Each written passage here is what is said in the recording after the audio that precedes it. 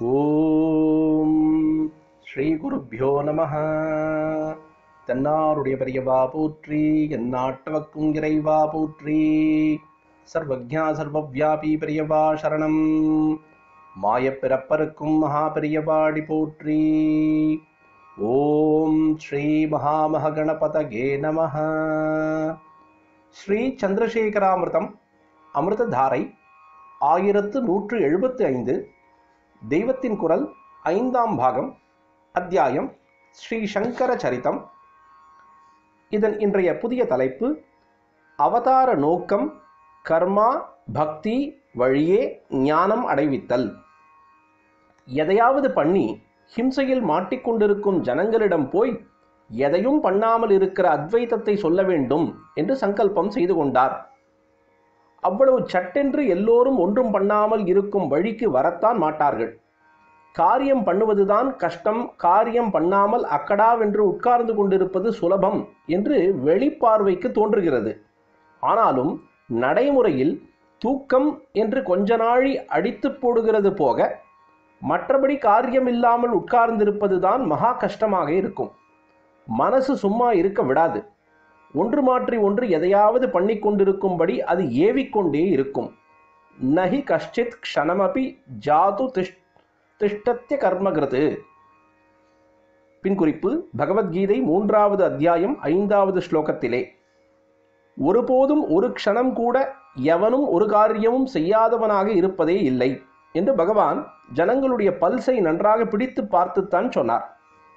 கையால் காலால் காரியம் செய்யாமல் சும்மா இருப்பதே கஷ்டம் என்றால், அத்வைதத்தில் ஒன்றும் பண்ணாமல் இருக்க வேண்டும் என்னும் பொழுதோ இதைவிட கஷ்டமாக என்று சொன்னால் போதாது, சாத்தியமே இல்லாதது என்று தோன்றுவதாக, மனசினாலேயும் எதையும் நினைக்கவே கூடாது என்று இருக்கிறது. இப்படி சொல்லி இருப்பதை யார் கேட்பார்கள்?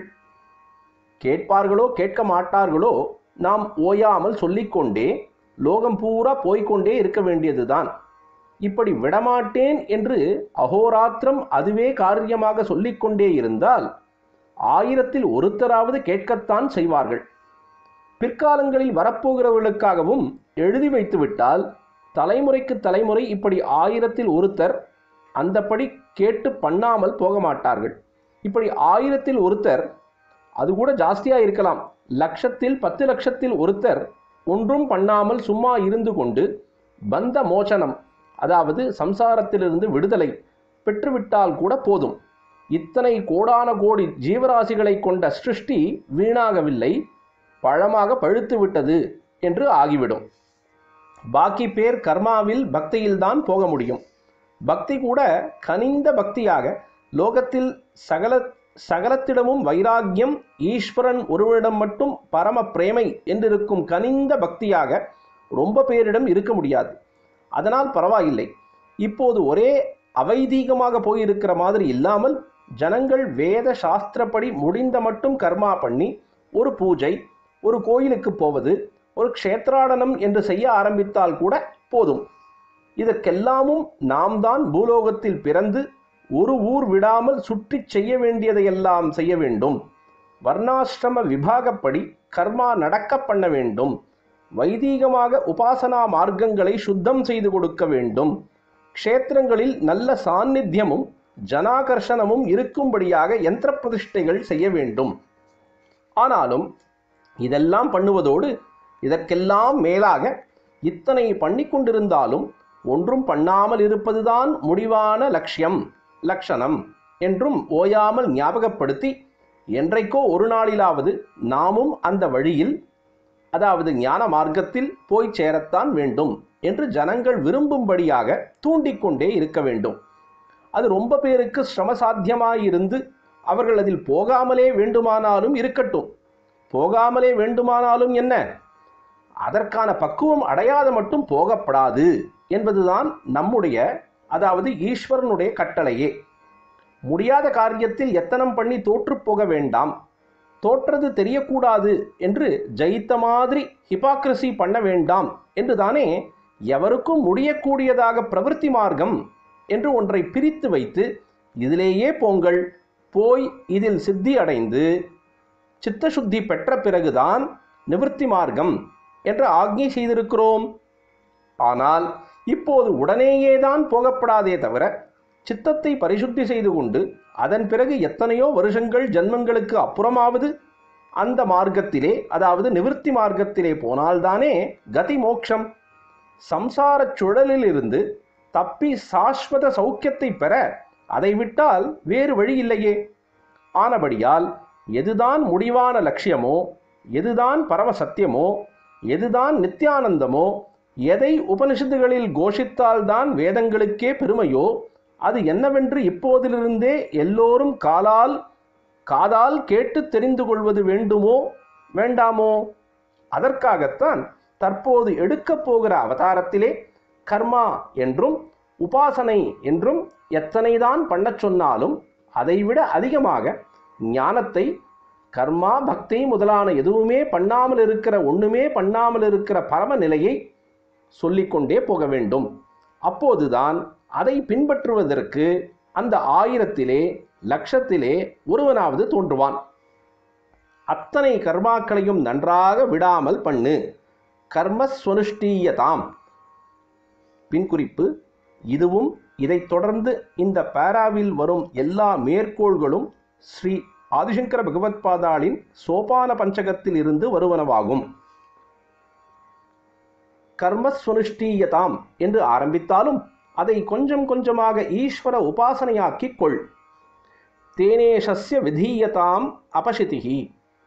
காமியமாக பண்ணுவதிலிருந்து நிஷ்காமியமாக பண்ணும் யோகத்துக்கு போ. காமியே மதிஸ்த்யஜ்யதாம். இப்படி முன்னேறிக்கொண்டே போய் சத்சங்கத்திலேயே இருக்க ஆரம்பி. சங்கத் சத்சு விதீயதாம். அசட்டு பக்தி, அது வேணும் இது வேணும் என்று கேட்கும் பக்தியிலிருந்து முன்னேறி பகவானிடம் நிஜமான பக்தியை உறுதியாக வளர்த்துக்கொள். பகவதோ பக்திர் திருடாதீயதாம் என்றெல்லாமும் ஜனங்களுக்கு சொல்லிக்கொண்டே போனாலும் முடிவான லட்சியத்தை மறந்துவிடக்கூடாது. அதை சொல்லாமல் விடக்கூடாது. இப்படியே போய்கொண்டிருந்தால் என்றைக்காவது ஒரு நாளாவது உனக்கு சித்த பரிபாகம், அதாவது பரிபக்குவம் ஏற்படும்.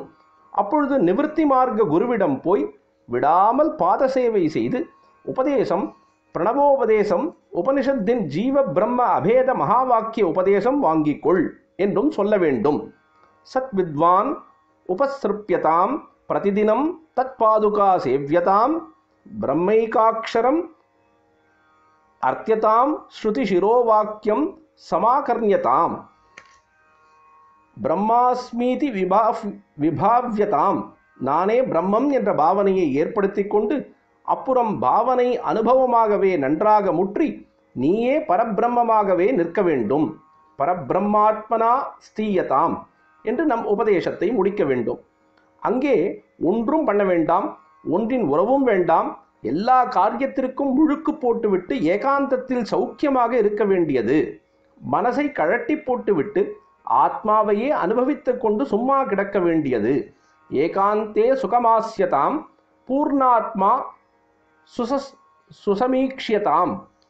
ஏதாவது பண்ணிக்கொண்டே இருக்கும் இயல்புடையவர்களான கர்ம சங்கிகளை முதலில் தப்பு பண்ணாமல் நல்லது பண்ணும்படியாக கர்மானுஷ்டானம், ஈஸ்வர பூஜை என்று ஈடுபடுத்த வேண்டியதுதான். ஆனாலும் நல்லது நல்லது என்று நினைத்து கொண்டிருக்கிற இந்த எல்லாவற்றிலும் கூட கெடுதலாக ஏதாவது கலந்து வந்து கொண்டேதான் இருக்கும்.